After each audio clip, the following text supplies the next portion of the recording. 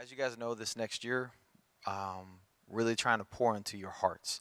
I believe that everyone wants to come up with the policy and the process, and that's something that we're going to do, and that's something that we're going to get to do together, which is great. But before policy and process, I want to have our hearts developed a little bit. I would like our developed hearts to develop policy and process, not policy and process to develop our heart. I believe that our hearts are going to be stretched, that our capacity for what we have is going to be enriched. 2 weeks ago, I gave you guys an assignment to come up with a list of 5 things that you would change on day one of Hope Church. That if you had the position and the dream job or the dream position that you have always dreamed of, that if you had it right now, what would you change about yourself? List of 5 things. I hope most of you guys did it. I only heard from a couple of you, but work on it, get that list done. And I believe that our hearts are going to expand because it's not just about a list of what we would change and what we would put down, but things that we need to pick up and that we need to put in. And I want to make sure that we're picking up every good thing that God has for us because you can't give something away until it's yours. You can't give something good away until you have it. And so if we want to give people peace, we need to have peace. Not just know the way to peace, but we have to have it so we can give it. If you want to give joy, you have to have joy. If you want to give hope, you have to have hope. If you want to give love, you have to have love.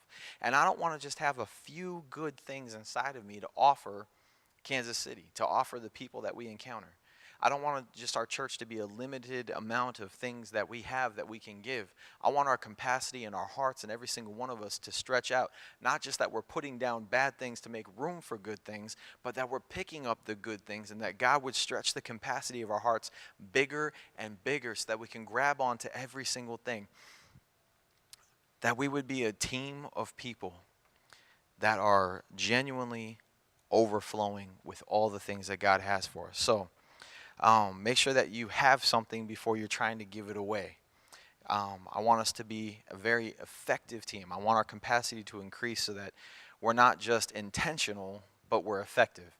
Everybody in life that does something big is always intentional, and being intentional is good. I intend to do a lot of things, but I don't just want to intend to do them. I want them to be effective when I'm doing them. I want us to be a team of people that God is using to be effective, to truly change people's lives, to truly point people towards Jesus, to heal families, to bring hope, to bring love, to change an entire city. Many people have these desires, many people have these intentions, and yet very few people do it at the level that you and I are dreaming in our hearts to do. And I believe it has to do with our capacity of what God's wanting to put inside of us because we serve an effective God. God is very effective. God is effective in everything. When the whole world was lost, He didn't hope to save humanity. He did save humanity. When you and I are hurt, He doesn't hope to heal us. He heals us.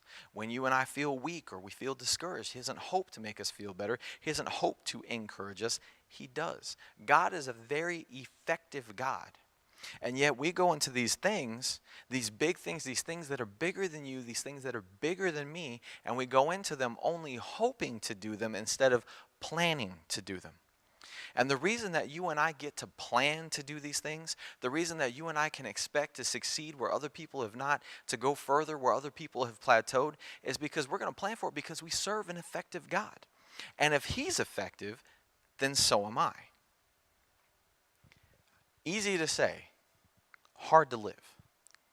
To just know that you are going to be effective. Not just hope, but know. And I know that there's a difference in that because when we are doing ministry, we're still, even if all the faith that we can muster and all the intelligence that we can grab, we're like, this is going to work, this is going to work, this is going to work. And behind our back, our fingers are crossed. It's like, yes, it's going to work. Ooh, I hope. And somewhere in the back of our head, we're still hoping. We don't do that in other areas of life. If I jump into a pool, I don't hope I'm going to swim. I know that I'm going to swim. I'm going to swim because I know how to swim. There's so many things that we do and we just jump in head over heels because we know that it's going to work.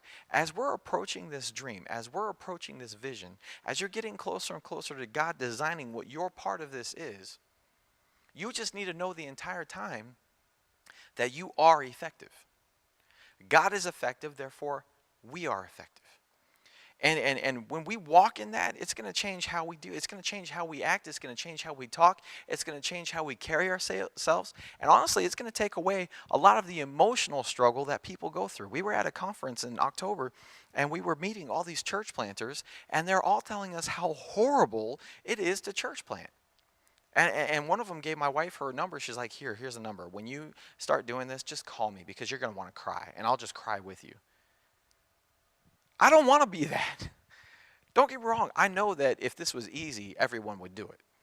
Not saying this is going to be easy, but I know that it's going to happen because we serve an effective God who never fails. Therefore, as a church, as a team, as a people moving forward what God wants, we're going to be effective and we're not going to fail either. But we got to jump into this with the same confidence that we would jump into a pool knowing how to swim. That's the level of effectiveness. That's the level of confidence that we need to have. See, God's answer when I start praying, God, what's going to separate us from everybody else? What's going to make us succeed? How are we going to be effective to do this? And he just told me, you're already effective. You're already who that is. That's who I made you to be. I know there's room for improvement, but this is who you are. And that is a question that's secretly inside of ourselves that we ask all the time. Who do you think you are? These next few months, I'm praying that God challenges every insecurity that you have and every insecurity that I have. In fact, I didn't have to pray it. He's just attacking my insecurities and dealing with them and revealing them and making me deal with them because we can never grow in what we're insecure in. Take it back. You never will grow in what you're insecure in because if you're insecure about something, you're just going to avoid it.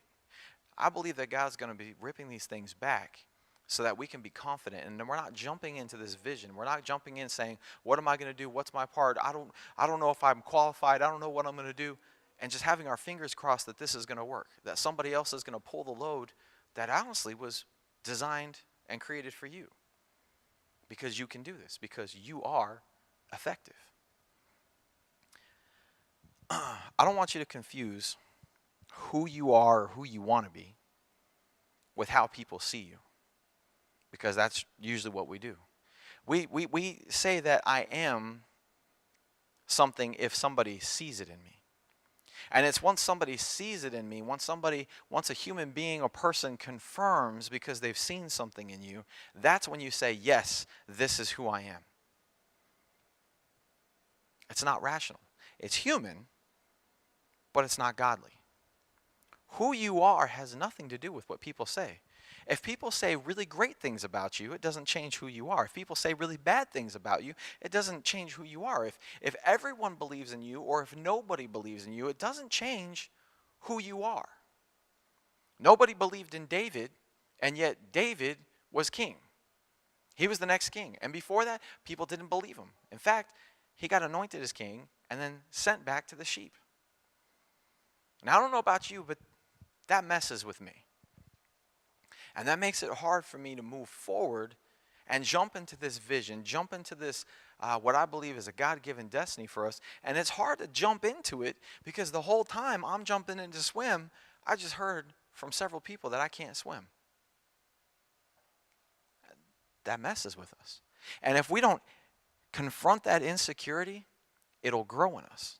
And instead of God leading our steps, rejection leads our steps.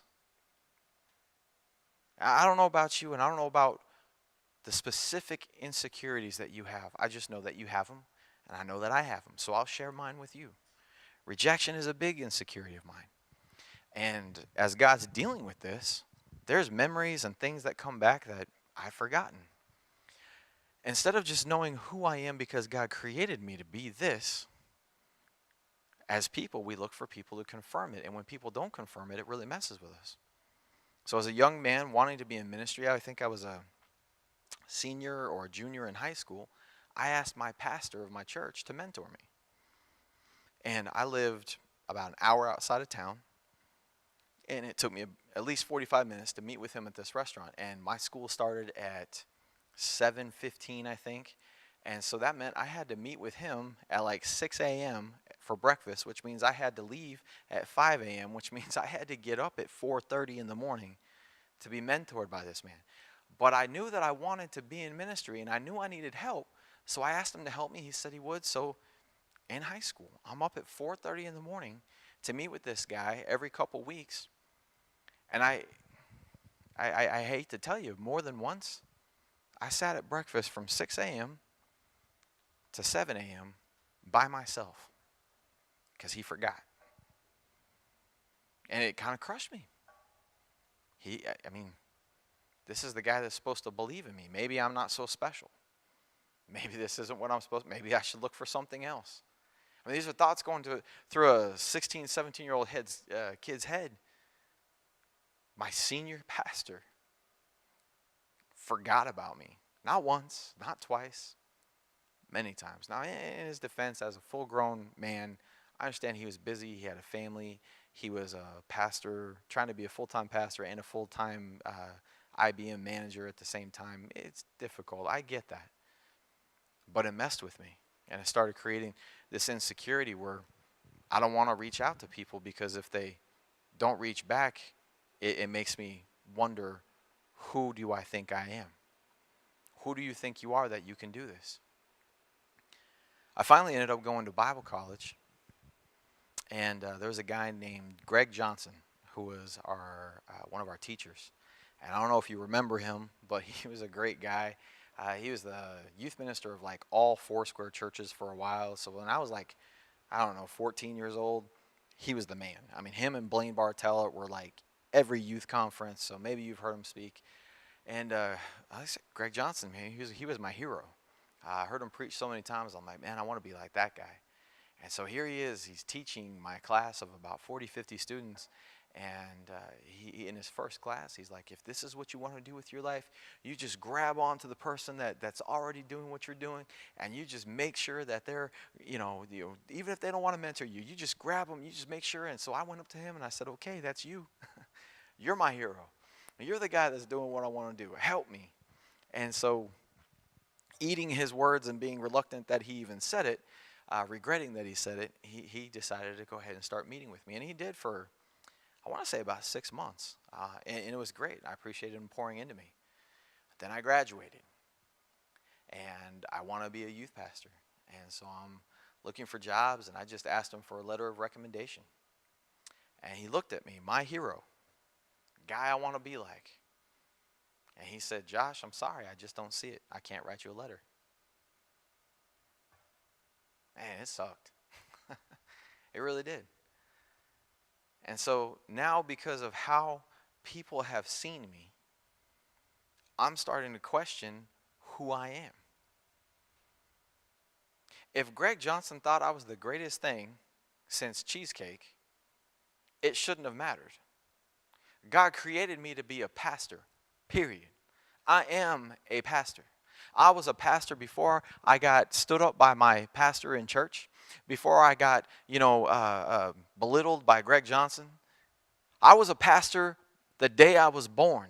The day I was put together in my mom's womb, I was a pastor. That's who God created me to be.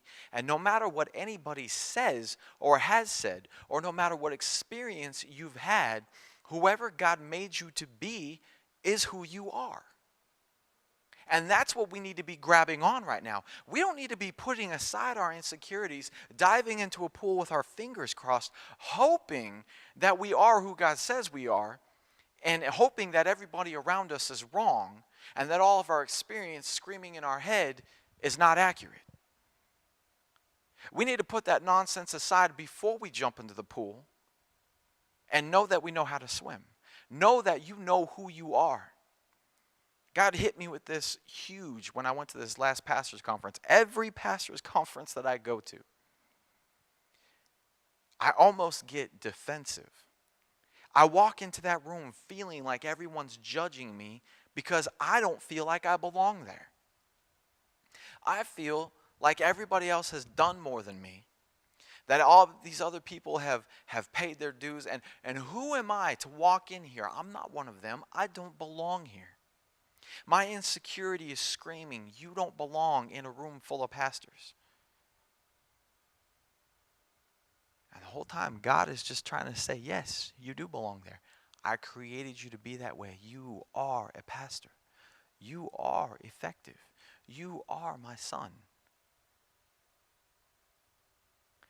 We got to stop looking at what the world or what people say that we are, good or bad. You can get false confidence from people. You can get a bunch of yes people patting you on the back all day long, telling you how great you are. It doesn't change who you are. It helps your emotions a little bit, but it doesn't change who you are. You know what I love about David? I love that even though everyone, even the people closest to him, were talking down to him, not believing in him, David knew he was a giant killer before he ever faced a giant. David knew that he was a giant killer before he ever faced a giant. Because that's who he was. He believed, in spite of what everybody said and what everybody did and all of his experiences and all of his belittlement, what people said, good or bad, did not change who he knew he was. He knew he was a giant killer before Goliath ever stood in front of him. We need to know that we're giant killers long before our first day, long before our launch. You need to know that you are a giant killer because that's who God created you to be. Simple as that. God created you to be that. I'm a pastor because God created me to be a pastor, no matter how many people do or do not believe in that. See, and once we step out and we do these things, then people will eventually follow, because we do want to impact people. We do want people to follow us. What people think about our church, what we do, to some degree will matter because we're looking for their response, but not before. See, people can't see what you don't show them. People will never see what you don't show them. And you won't show them what you don't believe.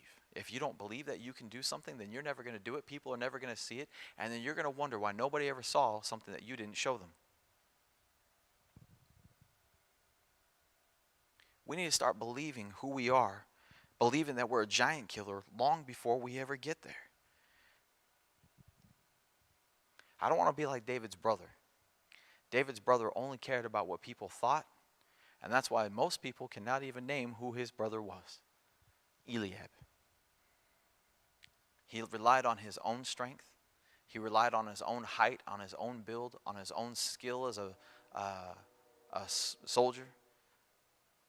But he never saw himself as a giant killer, and that's why no one ever said that he was a giant killer. Nobody ever pushed him to go, because he didn't see himself as one. David did. David saw himself as a giant killer. He went in front of it, and he did it long before the Goliath ever came. Our Goliath is coming. Our giants are coming. I'm hoping that we get to knock down everybody else's giant. David didn't knock down his own giant. He knocked down somebody else's giant. That's what we're here to do. We need to know that we are giant killers. And when we see it in ourselves, when we start walking in who we are and stop letting rejection order our steps, but starting to let God order our steps, start just accepting whatever God created you to be, that's what you are long before your first day. That's what you are right now. And nothing I can say or anybody else can say, good or bad, will ever change that. When we start doing that, then we get to walk into this pool. We get to dive into this pool knowing that we can swim. And no matter if people are making bets on we can or can't swim, or we're going to sink, drown, whatever it is, they can say what they want, they can do what they want, it doesn't matter. Because once they see us swim, the truth will speak for itself. And the truth will always set you free. So I want you guys to, I just want to challenge, look for your insecurities. Don't avoid them. Take them to God. It's a Band-Aid that he's going to rip off. It's going to hurt at first, but then the wound can finally heal. And we get to walk with confidence in who we are and what God has told us to do. God has never told us to dream small. He's never told us to back off, to back down. Every dream that we have, everything that he's building up inside of us, his time, his way. That's my prayer. His time, his way. It's going to happen. You're already effective. You're already who you're supposed to be. Now you just got to start walking in it. Now you just got to start exercising it. Now you just got to let God start molding it and let God start developing it. See, I won't let God develop what I don't believe in. When I walk into a room and if I don't feel like I belong, if I feel unqualified to be a pastor, that I can't do this, I won't give anything to God to develop. I've got to be able to deal with these things. So these next couple weeks, I'm praying that you would let God deal with some of your insecurities. Because that's one of the biggest things that will keep the good things out of our heart that need to be in our heart. Some of the biggest things that will keep our heart small instead of expand it. Let's increase who we are by decreasing the things that don't belong inside of us. Insecurity is not something we're supposed to walk in. It's something that we're supposed to let God deal with. So let's do that. I kind of skipped around my notes a little bit. But let's make sure that we're confronting these things. You won't grow in what you avoid, so let's hit it head on. Who do you think you are? I want you to answer that question. Answer that question. I want you to pray hard. I want you to focus. I want you to take it to God. I want you to hear who He says you are. Who does He say you are? Pray about it. Focus on it. Fast over it. Whatever it is. But let's get the confidence that's going to release God's effectiveness. Amen.